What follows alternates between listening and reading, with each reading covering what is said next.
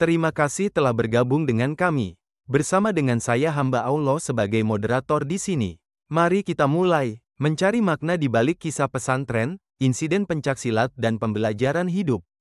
Pesantren bukan sekadar tempat menimba ilmu agama, tetapi juga sekolah kehidupan yang syarat dengan pelajaran moral dan spiritual. Kisah berikut mengajak kita menyelami pengalaman seorang santri bernama Paidi yang menemukan kemampuan luar biasa dalam pencaksilat, dan bagaimana insiden tersebut membawanya pada pemahaman yang lebih dalam tentang hakikat kekuatan sejati. Mari kita telusuri perjalanan spiritual ini dan mengambil hikmah dari setiap momen yang terjadi di balik tembok pesantren. Kehidupan sehari-hari di pesantren. Di pondok pesantren, Paidi menjalani kehidupan yang sederhana namun penuh makna. Setiap harinya diisi dengan rutinitas yang teratur, dari mengaji, belajar ilmu agama, hingga mengerjakan tugas-tugas pondok. Sebagai santri yang tekun, Paidi selalu menyelesaikan kewajibannya dengan baik meskipun terkadang harus bekerja hingga larut malam. Pesantren tempat Paidi belajar memiliki keunikan tersendiri. Selain fokus pada pendidikan agama dan hafalan Al-Quran, pondok ini juga mewajibkan para santrinya untuk mempelajari pencaksilat. Bagi mereka, kanuragan bukan sekadar olahraga atau seni bela diri, melainkan bagian dari bekal dakwah yang penting. Seorang dai tidak hanya harus fasih dalam ilmu agama dan spiritualitas, tapi juga memiliki kekuatan lahiriah agar tak mudah diintimidasi dalam medan dakwah, begitu filosofi yang diajarkan di pesantren tersebut. Silat yang diajarkan pun memiliki ciri khas, jurus-jurusnya mengandung unsur zikrullah yang disisipkan secara sirri dalam setiap gerakan. Pencaksilat sebagai jalan spiritual. Di tengah keheningan malam, ketika sebagian besar santri telah terlelap, Paidi secara diam-diam melatih dirinya sendiri. Ia tidak bergabung dengan kelompok santri yang berlatih secara resmi, bukan karena dilarang, tetapi karena ia seakan tahu diri. Malam Rabu dan Jumat menjadi waktu pilihan Paidi untuk berlatih, setelah semua tugas pondok selesai ia kerjakan. Keunikan pencaksilat pesantren. Pencaksilat yang diajarkan di pesantren tersebut memiliki keunikan tersendiri. Setiap gerakan, mulai dari pukulan, tangkisan, hingga tarikan napas, diselaraskan dengan lafaz, Allah. Allah, yang diucapkan dalam hati. Ini menjadikan setiap gerakan silat bukan sekadar latihan fisik, tetapi juga latihan spiritual. Sebelum berlatih, para santri diwajibkan berwudu dan menjaga kesucian diri. Ritual ini menegaskan bahwa pencaksilat di pesantren ini bukan sekadar ilmu bela diri, melainkan bagian dari perjalanan spiritual untuk mendekatkan diri kepada Allah Subhanahu wa Ta'ala. Meskipun tidak mengikuti latihan formal, Paidi mampu menyerap esensi dari ajaran tersebut dan secara tidak sengaja menemukan kemampuan yang bahkan belum dikuasai oleh santri-santri senior. Penemuan kemampuan luar biasa. Bisikan misterius. Pada suatu malam yang sunyi, usai bermunajat, Paidi mendengar bisikan halus menyelinap ke hatinya. Suara itu seakan membimbing dan mengarahkannya untuk keluar kamar dan mencoba melompat setinggi mungkin dengan menyebut asma Allah. Kemampuan melompat. Mengikuti petunjuk bisikan tersebut, Paidi mencoba melompat dan mendapati dirinya dapat mendarat di atas atap masjid dengan mudah. Kemampuan yang tidak pernah ia bayangkan sebelumnya ini membuatnya terpana. Hatinya bercampur antara senang dan takut. Dilema batin. Meskipun ingin menunjukkan kemampuannya kepada santri lain, bayangan wajah Gus Mursyid dan Abah Kiai membungkam niat itu. Ia teringat peringatan keduanya untuk tidak sembrono dalam belajar kanuragan. Penemuan kemampuan ini menjadi titik balik dalam kehidupan Paidi di pesantren. Ia mulai memahami bahwa ada kekuatan lain yang bersemayam dalam dirinya, kekuatan yang mungkin diberikan oleh Allah Subhanahu wa Ta'ala melalui jalan yang tidak biasa. Namun, seperti halnya setiap anugerah, kemampuan ini membawa tanggung jawab besar yang belum sepenuhnya dipahami Paidi. Insiden yang mengubah segalanya. Malam Rabu Kliwon yang menjadi saksi perubahan nasib Paidi. Setelah menyelesaikan semua pekerjaannya lebih awal, ia duduk di antara para penonton, mengamati santri-santri lain berlatih pencaksilat dengan khusyuk.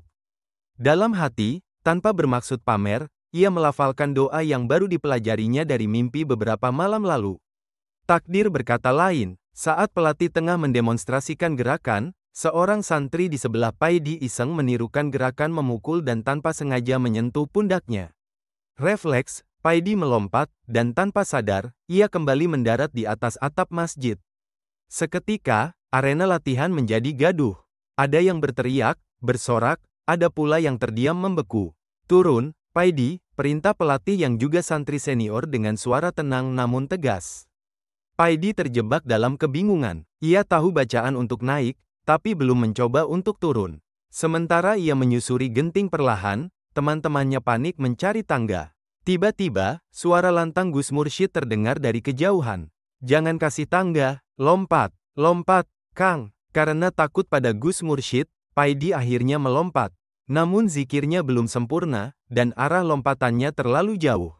Ia mendarat di ujung lapangan, menimbulkan debu yang mengepul, berdiri tetapi sedikit sempoyongan.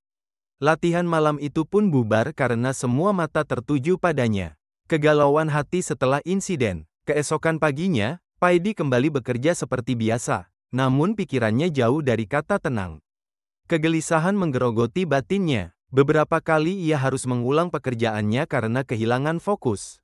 Tangannya gemetar membayangkan kemarahan Abah Kiai atas kelancangannya mempelajari ilmu meringankan tubuh tanpa izin. Badai dalam jiwa, pikiran Paidi berkecamuk dengan berbagai kemungkinan. Akankah ia dikeluarkan dari pesantren? Apakah ia telah melakukan dosa besar dengan mempelajari ilmu tersebut secara sembunyi-sembunyi? Bagaimana ia akan menjelaskan kepada Abah Kiai tentang bisikan misterius yang ia dengar setelah bermunajat? Di balik kegelisahan itu, ada secercah rasa bangga yang ia coba kubur dalam-dalam. Ia sadar bahwa rasa bangga tersebut mungkin merupakan bisikan nafsu yang harus ia lawan. Sebagai santri, ia diajarkan untuk selalu menjaga keikhlasan dan menjauhkan diri dari riya, pamer, dan ujub, bangga diri. Paidi juga teringat pada santri yang pernah bersikap kurang pantas kepadanya.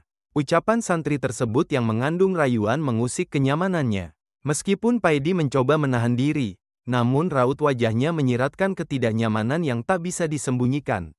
Apakah kemampuan barunya ini akan membuatnya dihormati atau justru ditakuti? Pertemuan dengan Kiai dan nasihat berharga. Ketakutan Paidi menjadi kenyataan ketika ia dipanggil ke dalam rumah Kiai. Dengan langkah berat dan jantung berdebar, ia menghadap Abah Kiai. Begitu duduk di hadapan sang guru besar, sebelum ditanya, Paidi langsung menangis. Air matanya mengalir deras, membawa serta beban yang selama ini ia pendam. Dengan suara tersendat, ia menceritakan semuanya, tentang doa dalam mimpi, kemampuan melompat yang ia dapatkan secara tidak sengaja, dan perasaannya saat melihat lawan seolah-olah seperti anak kecil yang baru belajar berjalan.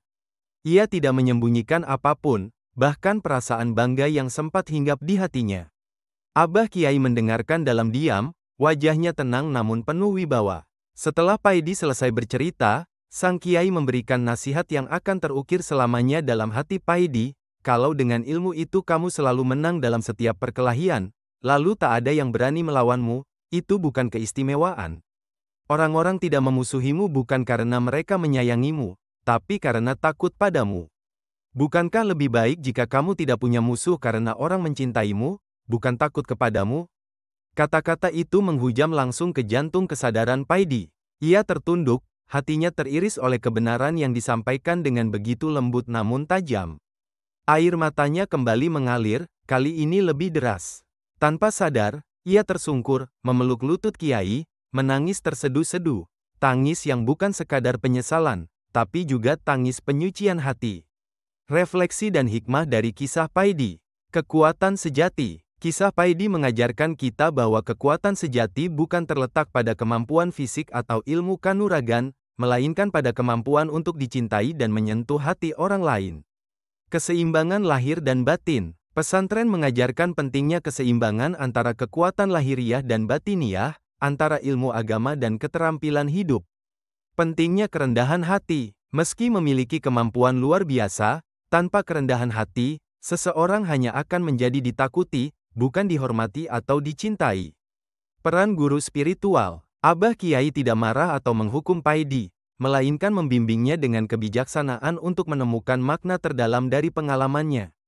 Kisah Paidi dan insiden pencaksilat di pesantren bukan sekadar cerita tentang kemampuan supranatural, melainkan kisah tentang perjalanan spiritual seorang santri dalam menemukan makna sejati dari kekuatan dan ilmu.